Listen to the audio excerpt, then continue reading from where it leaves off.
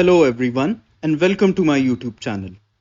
The Maldives, a prime destination for beach related tourism, a landscape dotted with several pristine beaches and beautiful islands.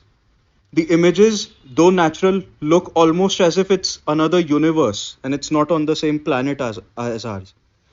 However, this country, despite being one of India's closest strategic allies, both politically and geographically, had for some reason adopted a combative and hostile policy towards New Delhi. From cozying up to China to demanding the withdrawal of Indian troops for its territory, the Maldives had left no stone unturned to convey an unequivocal message that it was willing to forego its close relations with India for new partnerships. However, a strategically pivotal reboot transpired in South Asia, where the Maldivian president, Mr. Mohammad Muizzu, visited India earlier this week. The 180-degree change in the tone from rhetoric like calling for India out to a much more composed description of India as a key partner happened in the midst of a humongous economic crisis that confronted the Maldives. Their foreign exchange reserves dropped to $440 million. This was just enough to cover up imports for up to 6 weeks. This, coupled with debt repayments of over 1 billion US dollars by 2026, are factors which led to the desperate need of cash in the island nation. Even though Mr. Muizu was elected as president in September, primarily riding on the wave of an India out campaign, the major fracture in bilateral ties took place in January this year due to racist and derogatory remarks against the Honorable Indian PM in light of him promoting tourism in Lakshadweep. These remarks did not come from any random citizen or a random troll, but actually ministers of state within the Maldivian government. Yes, my friends. And Indians, being a proud and resurgent nation, refused to tolerate any attack against them or their leader. And they went on to actually ditch the Maldives in favor of Indian locations for tourism. The Maldivian tourism sector took a massive dent because of this boycott. Footfall from India to the Maldives declined by 42%, and experts estimate losses amounting to $2 billion. dollars. This loss was staggering, keeping in mind that the Maldivian economy is largely dependent on foreign income from tourism. Local travel agencies reported about an 80% decline in their annual revenue, and soon reality began to dawn upon the Maldivian leadership. They realized the cost of this blatantly hostile policy towards New Delhi. Even though China currently holds the number one spot of tourists being sent to the Maldives, China cannot entirely replace India owing to the geographical distance between China and the Maldives.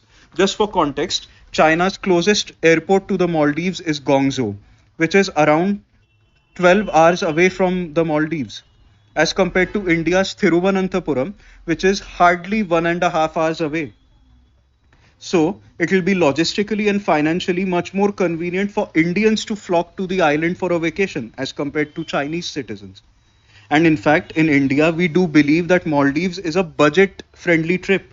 It's a destination which is a budget friendly destination. Even I aspire to visit these pristine islands one day, to be honest. Hence, I feel that our countries must come back on the same page as soon as possible. During this entire episode, however, India remained calm and calculated. It is a classic case of quiet diplomacy bearing fruit.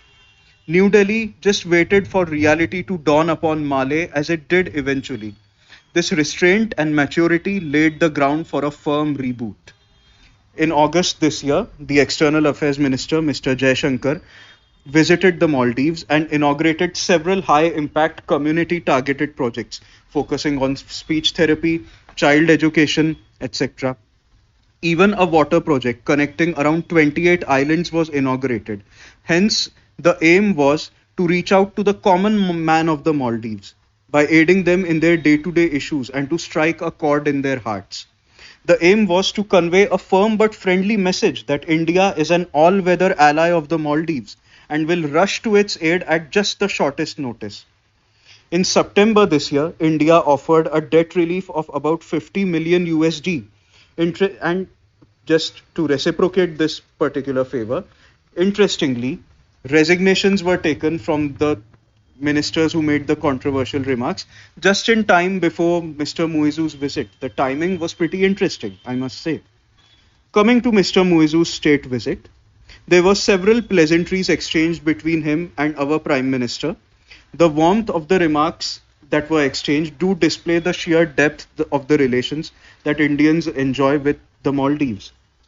Mr. Modi mentioned that this visit does mark a new chapter in Indo Maldivian ties, and indeed it did. MOUs for India's judicial service and CBI to train their Maldivian counterparts and coupled with currency swaps of $400 million and 30 billion INR to boost the depleting coffer of the Maldives were exchanged. Here also a community centric approach was employed by India. The inauguration of an Indian assisted runway and handing over of 700 housing units, largely sponsored by India, were also key factors which did emerge from this visit. Mr. Muizu, in exchange, assured that his government will do nothing which compromises India's security concerns and at the same time extended a cordial invitation to Mr. Modi to celebrate the 60th Independence Day of the Maldives in July next year. There were even talks of an FTA being concluded as soon as possible. Hence, we can as of now state with complete confidence that the bad blood has been put behind and the two nations are set to embark on a new road of mutual growth as partners. As we in India do wish for this to happen, we view the Maldives as a close strategic ally and a beautiful tourist destination. And hence, we want to be personally invested in the growth of the Maldives and would like to visit the Maldives as soon as possible. And I'm sure our Maldivian friends also share this feeling, and I'm pretty certain that this is a mutual feeling between our people. Ups and downs do happen in any relationship, but the key is to identify the mistakes, move ahead, and ensure that the mistakes do not repeat themselves again. I hope you all enjoyed the video. Please like, share, and subscribe in case you did. Thank you so much, friends. Jai Hind. Take care.